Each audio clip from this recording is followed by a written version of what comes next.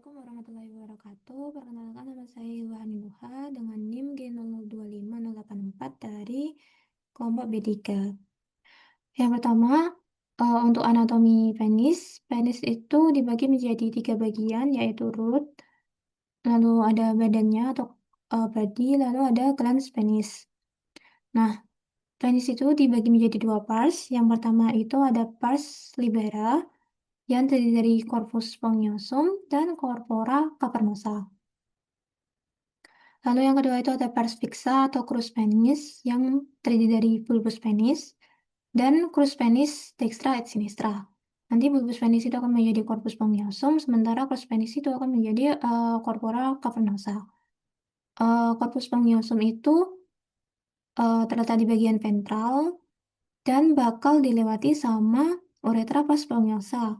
Sementara di cavernosa itu dia terletak di bagian dorsal dan merupakan jaringan erektil utama. Dan nanti masing-masing dari korpus cavernosa itu bakal diliputi oleh tunika albuginea yang tebal. Oh ya, dan untuk korpus spongiosum nanti dia itu bakal melebar di bagian distal menjadi glans penis. Selanjutnya, pars fixa itu diperkuat oleh 2 muskulus. Yang pertama muskulus ischiocarpanosus yang dia itu bakal mendorong darah ke bagian distal dari corpora cavernosa da- dan bahkan membatasi aliran vena buat saat nanti ereksi. Dan insersi dari musculus ischiocavernosus itu ada di crus penis. Nah, yang kedua itu ada musculus bulbus spongiosum, dia itu bakal membantu pengosongan uretra dan bakal membantu menekan vena dorsalis profunda juga buat menghambat aliran balik vena pas ereksi. Nah, musculus bulbus spongiosum itu insersinya itu ada di bulbus penis. Selanjutnya untuk anatomi skrotum. Jadi skrotum itu adalah lapisan pembungkus testis yang terdiri dari 9 lapisan. Fungsinya dia itu untuk mengatur suhu testis yang biar optimal buat spermatogenesis. Nah, 9 lapisan itu yang pertama ada kulit, lap- lalu yang kedua fascia dartos, yang ketiga fascia spermatica yang eksternal, lalu ada musculus cremasterika, lalu baru fascia spermatica yang internal. Lalu dilanjut tunica vaginalis, lamina paritalis, dan yang lamina visceralis. Lanjut nanti akan ditutupi oleh tunica albuginea dan vasculosa sebelum nanti masuk ke substansi testisnya. Selanjutnya untuk testis, jadi testis itu juga ada pembungkusnya. Ini termasuk ke 9 lapisan skrotum tadi. Jadi testis itu uh, merupakan struktur yang homolog dengan ovarium pada wanita. Dan testis kiri itu lebih rendah dari testis kanan karena funikulusnya, funikulus spermatikusnya itu lebih panjang. Nah, pembungkus testis itu yang pertama ada tunica vaginalis yang tadi dibagi menjadi 2 lamina, lamina paritalis dan lamina visceralis. Nah, lamina paritalis itu dia tuh bakal menempel pada fascias interna skrotum, sementara yang visceralis yaitu menempel langsung ke substansinya si testis itu. Lalu nanti ada tunica albuginea yang bakal uh, menonjol masuk ke testis dan membentuk septum. Lalu ada tunica vasculosa yang isinya pembuluh darah. Lanjut untuk perjalanan sperma dari testis hingga ostium uretra eksternal. Yang pertama itu sperma dia itu bakal dibentuk di tubules convolutus seminiferus, lalu dikirim ke rectus seminiferus dan lete testis. Selanjutnya dia itu bakal dikirim ke ductus efferens yang bakal uh, berlanjut ke epididymis buat dimatangkan. Nah, setelah sperma itu matang, dia itu bakal dikirim ke ductus deferens yang bermuara di ampulla ductus deferens. Nah, di sini dia itu bakal menyatu dengan sekret vesica seminalis, lalu bergabung di ductus ejaculatorius. Nah, setelah di ductus ejaculatorius, yaitu bakal berlanjut ke masuk ke uretra yang bagian prostatika, lalu uretra yang bagian atau pars membranacea, dan uretra yang pars spongiosa. Baru nanti dia akan dikeluarkan melalui ostium, uretra eksternal. Selanjutnya tadi disebutkan juga kalau ada laki-laki yang mengeluh nyeri hebat di daerah skrotumnya setelah terjatuh. Itu mungkin saja dia mengalami tersiotestis. Jadi tersiotestis itu adalah kondisi di mana terpelintirnya kode spermatika atau tali pusatnya testis yang bisa mengakibatkan aliran darah ke testis itu terhenti.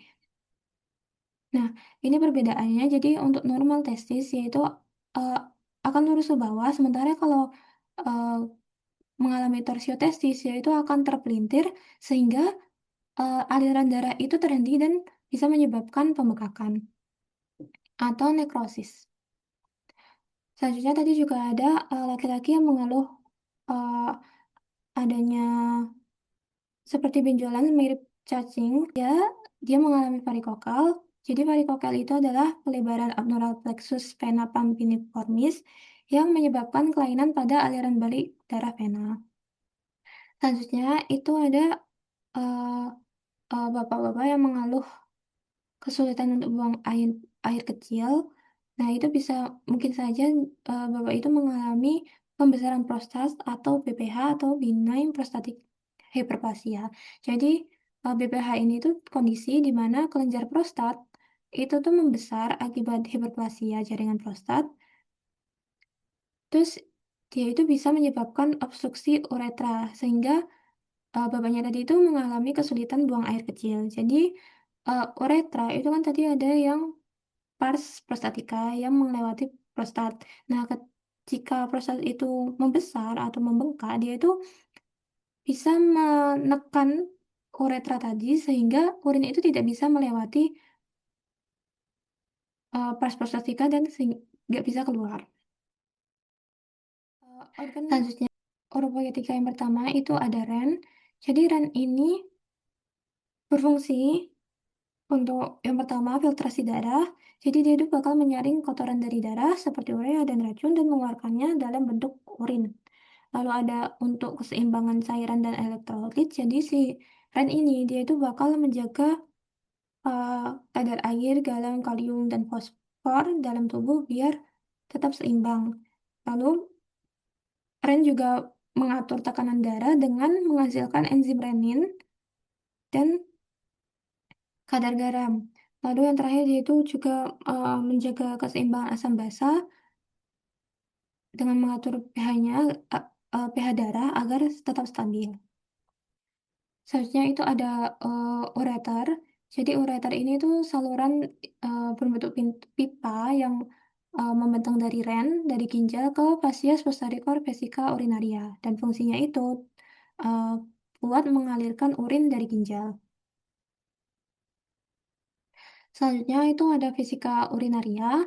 Jadi vesika urinaria itu fungsinya untuk menampung urin yang dialirkan dari ginjal melalui ureter tadi dan saat buang air kecil dia itu eh, bakal berkontraksi, otot-otot dinding kandung kemihnya itu bakal berkontraksi atau muskulus destructornya buat mendorong urin itu keluar menuju uretra.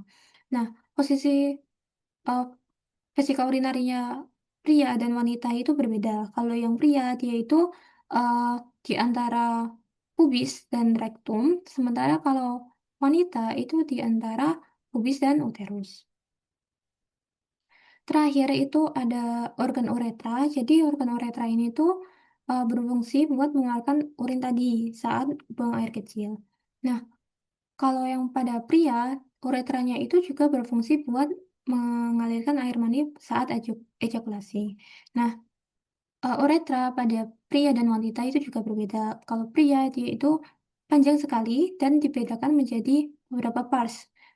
Jadi yang pertama itu ada pars preprostatica, lalu yang kedua ada pars prostatica, lalu ada pars membranaceae, dan yang terakhir itu ada pars spongiosa. Selanjutnya, jalur perjalanan urin dari ren hingga ke uretra. Yang pertama, jadi darah itu akan difiltrasi terlebih dahulu di corpusculum Malpighi, baru nanti eh, Berlanjut ke tubulus contorsus proximalis buat untuk penyerapan kembali. Lalu dia akan lanjut ke bawah ke tubulus descendens ansa Henle dan ke lengkung Henle yang dimana fungsi utama dari lengkung Henle itu menciptakan gradien osmotik di medula ginjal biar urinnya itu lebih pekat melalui reabsorpsi air dan garam. Nah, lalu nanti akan naik ke tubulus ascendens ansa Henle dan ke tubulus distal dan di sini tuh bakal eh, diserap kembali komponen-komponen penting yang mungkin bisa digunakan kembali dan baru nanti ke tubulus collectivus. Nah, nanti dia itu bakal keluar ke papilla renalis. Jadi dari ini ke papilla renalis melalui kalis minor lalu yang bakal menyatu di kalis mayor dan baru ke pelvis renalis. Nah, setelah di pelvis renalis, yaitu bakal dibawa keluar dari ren menuju ureter. Oke, lanjut dari ureter, dia itu urin itu bakal diantar masuk ke vesika urinaria. Nah, eh, ureter itu memasuki fesis dari vesika urinaria itu dalam posisi miring atau diagonal biar untuk mencegah reflux urin ke ureter saat vesika urinaria itu penuh. Nah, nanti urin itu akan ditampung di vesika urinaria dan saat ingin dikeluarkan, dia itu akan otot-otot dindingnya itu akan berkontraksi. Jadi muskulus strukturnya itu akan berkontraksi mendorong urin tadi yang udah penuh itu menuju ke uretra. Nah, lanjut dari vesika urinaria, urin tadi menuju uretra dan uretra ini bakal mengirimkan urin itu keluar tubuh. Nah, urin itu bakal dikeluarkan melalui ostium uretra eksternal. Eh, Lantai pelvis itu dibagi menjadi tiga lapisan. Yang pertama itu ada diafragma pelvis yang terdiri dari muskuli-muskuli. Nah, ini diafragma pelvis kalau dilihat dari atas, jadi ini tuh diafragma pelvis itu tersusun dari beberapa muskuli. Yang pertama itu ada muskuli uh, levator ani. Jadi muskuli ini itu fungsinya buat menyokong dan mempertahankan viscera pelvis pada tempatnya. Lalu buat mencegah peningkatan tekanan di dalam pelvis kalau mengedan dan mendorong otot-otot abdomen pas saat batuk. Nah, origonya itu dari arcus arcus tendinous. Nah, sementara insersionya itu dibagi menjadi tiga serabut. Pertama itu ada serabut anterior. Nah, serabut anterior itu merupakan musculus puborectalis yang berinsersi pada korpus anococcygeus. Tapi ini dia tuh lebih terlihat kalau dilihat dari bawah. Selanjutnya itu serabut intermedia. Itu merupakan musculus pubococcygeus yang berinsersi juga di korpus korpus anococcygeus. Lalu yang terakhir ada serabut posterior. Jadi dia itu merupakan musculus ilicococcygeus yang berinsersi di korpus anococcygeus dan os coccygeus. Nah, juga ada musculus coccygeus yang dia tuh origonya di spina ischiadica, spina ischiadica dan insersionya itu di os sacrum dan os coccygeus. Fungsinya itu kurang lebih sama untuk menopang diafragma pelvisnya. Nah, ini kalau dilihat dari bawah, jadi ini tadi ada musculus pubococcygeus, musculus puborectalis tadi yang bentuknya seperti U dan musculus iliococcygeus.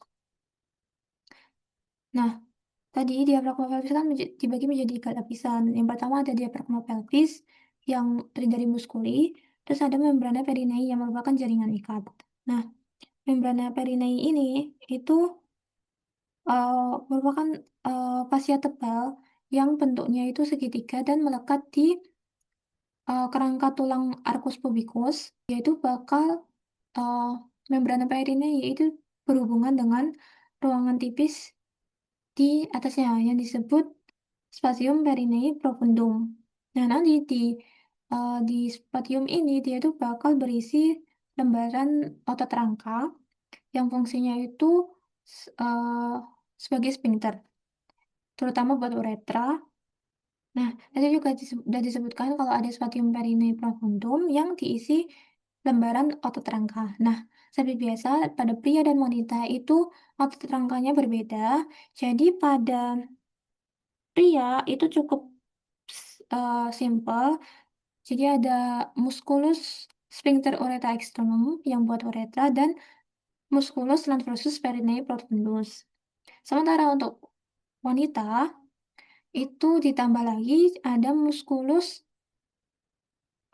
kompresor uretra dan musculus sphincter uretra vaginalis yang mengelilingi vagina dan uretra. Selanjutnya untuk pembagian regio perineum, jadi regio perineum itu letaknya itu di bawah dasar pelvis dan dibagi menjadi dua regio, yaitu regio urogenital yang anterior dan regio analis yang posterior. Nah, ini dia itu dibagi oleh garis hayal yang menghubungkan dari kedua tuber ischiadicum. Nah, pada pria dan wanita itu isinya berbeda. Untuk regioanalis itu sama pada pria dan wanita, jadi terdiri dari anus, sphincter anin, ternus dan externus, dan kanalis analis yang fungsinya buat defekasi. Sementara kalau yang regio urogenital, kalau yang pria itu tentu aja ada penis, skrotum, uretra, dan kelenjar seperti vulva uretra. Sementara kalau yang wanita dia itu ada vulva labia mayor minor, lalu klitoris, OE, dan vagina. Tadi disebutkan juga perbedaan bentuk pelvis dari pria dan wanita. Jadi bentuk pelvis pria dan wanita itu berbeda dan bisa dilihat dari beberapa aspek. Dari yang pertama itu dari fungsi. Kalau wanita dia itu pelvisnya itu bentuknya beradaptasi untuk persalinan. Sementara kalau pria itu cukup untuk menopang tubuh dan otot. Nah, untuk dari aspek attitude pelvisnya, pelvis wanita itu bentuknya oval atau bulat, sementara yang pria itu lebih sempit dan berbentuk seperti hati. Dari ukuran pelvis juga berbeda, kalau wanita itu lebih lebar dan dangkal, sementara yang pria dia itu lebih sempit dan lebih dalam. Nah, bisa dilihat juga dari sudut sepupiknya, kalau wanita itu eh, sudutnya itu lebih besar, lebih lebar, 80 sampai 90 derajat, sementara yang pria itu lebih sempit, kurang kurang dari 70 derajat. Lalu dari osakrumnya juga bisa dilihat, kalau misalnya yang wanita dia itu cenderung pendek, lebar, dan kurang melengkung karena untuk bersalin tadi. Sementara kalau yang pria dia itu panjang, sempit, dan lebih mengangkung. Nah, terus dari spina ischiadikanya juga terlihat kalau pada wanita dia itu tidak terlalu menonjol karena tadi untuk bersalin, sementara untuk yang pria dia itu lebih menonjol ke dalam. Lalu dari foramen obturatumnya juga berbeda. Kalau wanita dia itu tidak kecil, oval, sementara yang pria itu besar dan bulat. Lalu yang terakhir itu bisa dilihat dari arcus pubisnya. Jadi eh, punya wanita dia itu lebih lebar karena bersalin tadi, dan kalau pria dia itu justru lebih sempit. Selanjutnya ada bidang Hodge tadi. Jadi bidang Hodge itu penting saat persalinan karena dia itu eh, buat menilai, jadi dia itu garis imajiner buat menilai penurunan kepala janin saat persalinan. Nah, bidang Hodge itu ada beberapa. Yang pertama, bidang Hodge pertama dia itu setinggi aldus pelvis. Sementara kalau yang kedua dia itu eh, garis yang ditarik dari tepi bawah simfisis pubis ke vertebra sacrum yang S2 sampai S3. Lalu lanjut ada bidang Hodgkin yang ketiga, dia itu nanti setinggi spina ischiadica yang menandakan engagement. Lalu yang terakhir itu ada yang bidang Hodgkin yang keempat, jadi dia itu dari ujung oskopis ke bawah simfisis pubis.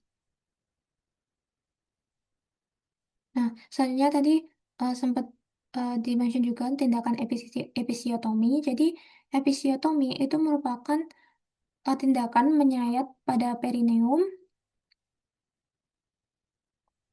yang dilakukan saat persalinan buat melebarkan jalan lahir dan mencegah robekan tidak terkontrol.